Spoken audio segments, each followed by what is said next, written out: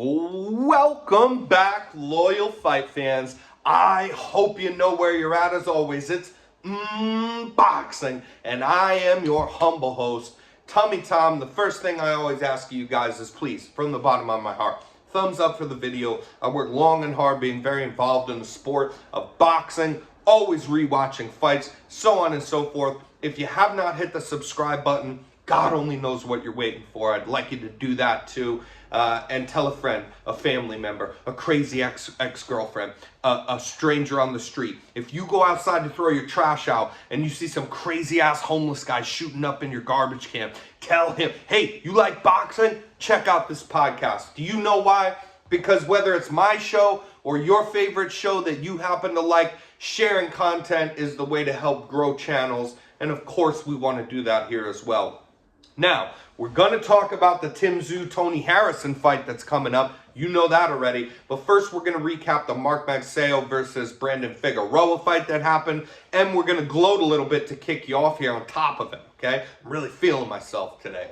We are 4 weekends in a row of good picks. We've given you an underdog pick. We've given you a very close odds fight to still make money on a good pick. And then the next week, we gave you a 4-fight parlay. And this last weekend, we gave you a 4-fight parlay for UFC 285. That was correct in a row. And we picked that Brandon Figueroa fight. So please, drop in the comments if you've ever been listening to your boy. If I helped you win some money, that would make me feel good. Because I'm definitely here to try to do that for you guys. So drop in the comments if you ever won some money off your boy.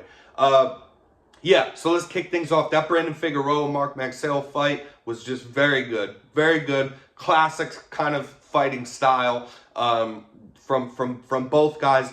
Cards on the table. We did pick Figueroa to win this fight. He won on wide scorecards. I didn't agree with the scorecards.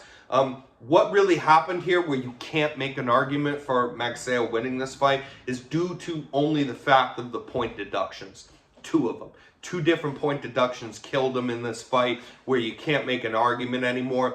But if you didn't have those point deductions, just round for round as far as the boxing went, I thought this fight was a lot closer. I actually scored it 6-6. If you would have leaned 7-5 towards Figueroa, I wouldn't be mad at you. But I didn't think you could go any further than that. I scored it 6-6. And I thought only the point deductions killed magsayo. So I thought that he fought very well, made a very good account of himself. What was hard for me to tell is who was magsayo doing a better job at imposing his game plan on Figueroa to close the distance and fight at the close range that he wanted, or was it more about Brandon Figueroa just, you know, he started off just falling back into old habits? I don't know. That was hard to tell because we opened this fight up in first round. Brandon Figueroa sticking that jab, fighting a little bit longer. I thought, oh, wow, look at that. After what I said, we might see a little bit of this by round 2 and all the way on. I mean, all the way on. From round 3 on, even parts of 2. He just already was just like, well, fuck that. We're just fight on the inside. He has such a fan-friendly fighting style, especially for being a tall guy, like I said, you know, last week. It's crazy to see that. But he is a just grab your lunchbox, put on your hard hat, and go to work. It's going to be a tough day at the office kind of mentality every time that he steps into fights. And he literally has that kind of fighting style that banks on, like, I have more balls than you. I have a better chin than you. I have better cardio than you. And I will prove that no matter how hard it is. And you guys got to appreciate how crazy that is of a game plan. When you could make it easier on yourself, man.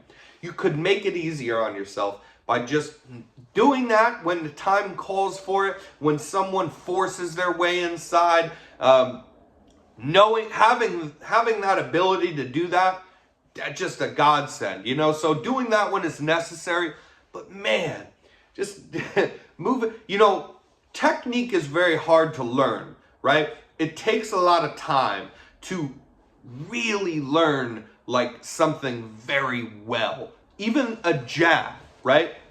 When you step into a boxing gym, everybody thinks, here's a jab, it's thrown. But the way that they teach you to do, there's also, where are your feet?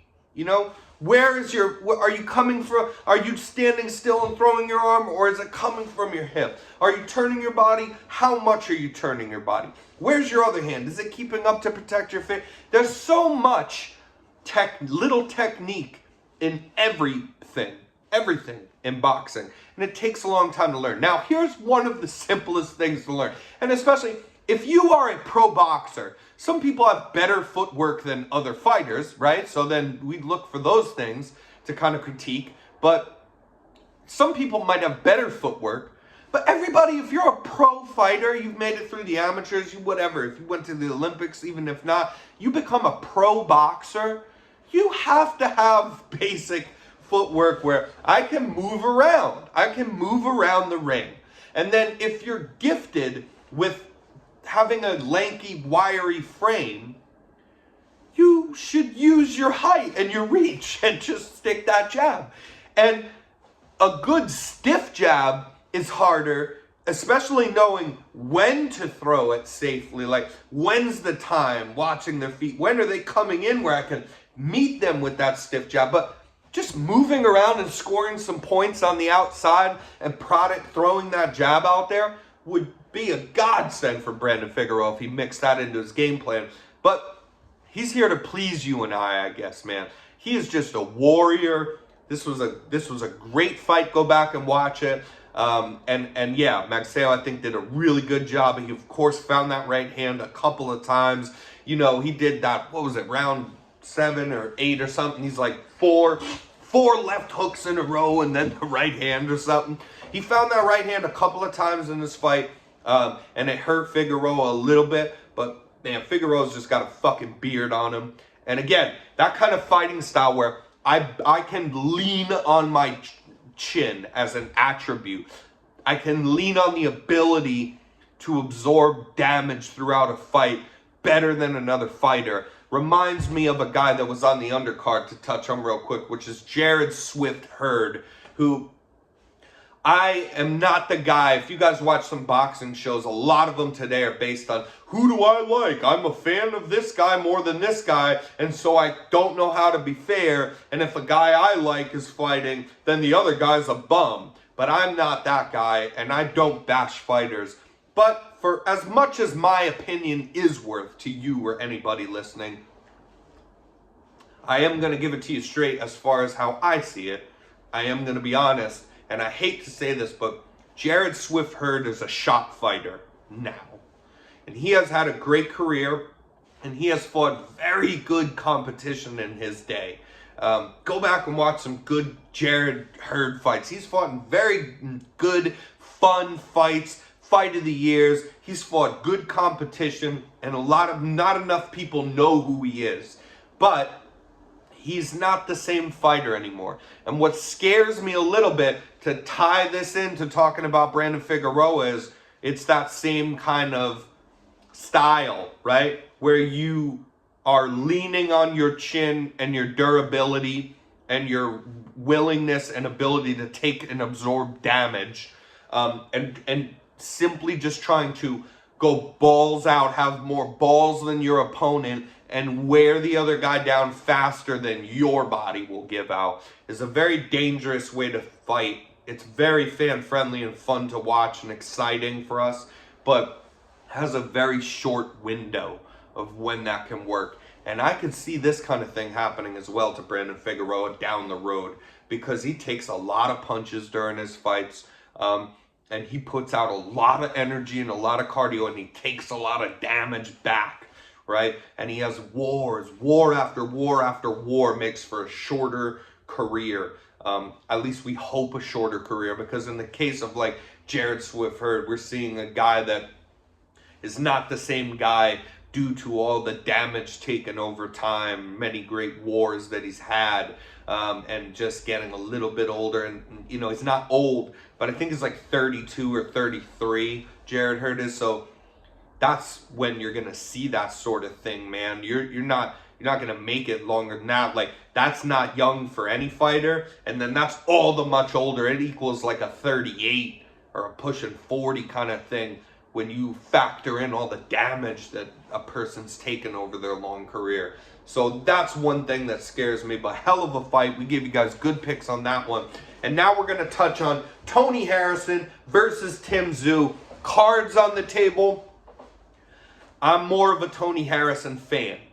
But again, as I just said to you guys, I try to be very fair. And I went back and forth in my own mind a lot about this fight and who to give you guys a pick on. Especially because we're having this fight, which should be good and close, coming off a 4 weekend straight. We want to keep this run alive, fellas and ladies. So, yeah, I've really thought this one through. And as much as I'd like to pick Tony Harrison to win, because I not only am just more of a fan of the guy, but because he has better boxing fundamentals than tszyu.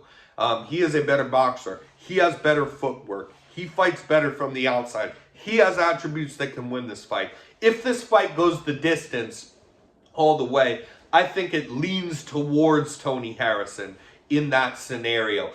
But Tony Harrison, I do not see him stopping tszyu. That's for goddamn sure. And tszyu, I could see stopping Tony Harrison later in this fight. As the fight goes late, I could see him doing that. So that factored in with the fact that tszyu is a younger guy. He has not had all of the the experience that Tony Harrison has had.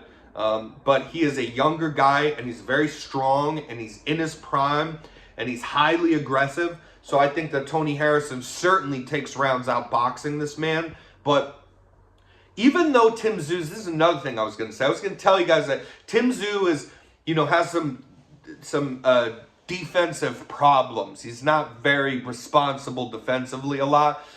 He holds an inactive high guard a lot of times where he has no kind of upper torso movement. Whether that guard's up or not, that's another thing. Not just a high guard that's inactive, but it's either that or even at distance, and he's got his hands and he's looking for his thing. There's no kind of head movement or upper torso movement really going on much from tszyu. But he's a balls to the wall, aggressive style fighter, and he does put his punches together now too. And another thing is he does know where to keep his hands and fight good when he's on the inside. He's better being defensively responsible, fighting his way on the inside, even when the guy's throwing back at him. So he'll do more damage up close. If we're at distance or mid-range here, the lead hand control from Tony Harrison's going to be a factor, and that's going to side for Tony Harrison, who's better at controlling the hands from that mid-range or from the outside. But when it gets in closer, tszyu knows how to keep those gloves down and keep his punch selection smart. Also, I'm sure you guys will listen to me say this and say, well, listen, you said it's not good to be, held against the ropes. Of course, it's never good to be held against the ropes, but some guys actually fight really well like that. If they're very good defensively, like Tank Davis doesn't mind being along the ropes. Jermell Charlo doesn't mind being along the ropes. Guys that are very good defensively usually, and they're counter punchers, so they want you to be aggressive. They actually don't mind that as much. So even though it's taught that, yeah, keep your back off the ropes all the time, some fighters that are this high level, professional athletes, man, if they're counter punchers and they're good at that, and they're good at timing their opponent, they don't mind that. They don't mind being having their back on the ropes for a little bit. But this is going to be a really bad scenario if we see Tony Harrison with his back on the ropes. Anytime you see Tony Harrison with his back on the ropes or near a corner whatsoever, it's going to be bad news bears for him, because that's not his fighting style. And you don't want tszyu on top of you in that position. And tszyu knows how to cut off the ring a little. Like, he doesn't chase fighters around exactly right, but when he gets somebody with their back on the ropes or certainly towards a corner, he knows how to keep people there and unload on him. He knows how to not let you slip and get under that and get back out. He knows how to keep you there. He's very good at that specifically. So he's going to try to cut the ring off here and just unleash and unload in spots where Harrison can't keep moving around on him that much. And as this fight goes on here, another thing is that Tszyu can wear his heart on his sleeve and absorb some damage as well. He's still young enough to be able to do that and implement that kind of fighting style that's risky.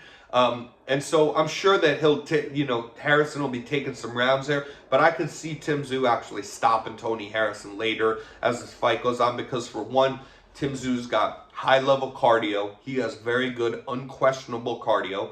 And then the other thing is that Tszyu is a force of nature with not only his power, but his overall aggression.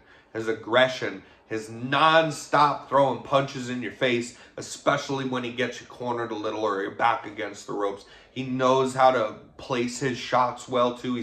He is kind of smarter than he appears to be in that kind of scenario. And yeah, so his cardio will hold up. And another thing is, yeah, he can absorb some damage, but also he does a little better as the fights go on, Tszyu. He's really like kind of a little shitty with his defense at first, but it only gets better. One, because his opponent's usually getting a little bit tired as the fight goes on, and he isn't. But also just in general, it might take him a little longer than it should, than we'd like to see, for purists to think of how a guy should box and pick up on what his opponent's doing and the punches that his opponent likes to throw, to pick up on things and then work in their defense or know what shots are coming back at you. It might take him a little longer than we'd like, but he is still able to learn that kind of stuff. As the fight goes on, it just takes him a little longer. So as this fight goes deeper, I think it gets worse and worse for Harrison. And Harrison better steal a lot of those early rounds. So I think he'll take some of those early rounds from him. But Tszyu going to be a force of nature, I think, here. And possibly even stop Harrison late in this fight. But definitely the second half of the fight, I see going Tszyu's direction. That's how I see the whole fight actually playing out, on top of the pick that I gave you. But we'd be rooting for Harrison outside of money aspects of gambling, because we like Tony Harrison. He's a funny guy, and he's a very good boxer and very serious, but he can be very funny, and he's a good character to have in the sport. I think a good kind of ambassador a little bit for the sport as well. Takes boxing very serious. So until next time, loyal fight fans, it's been fun. Let's see if we can keep this fucking train rolling with our picks here.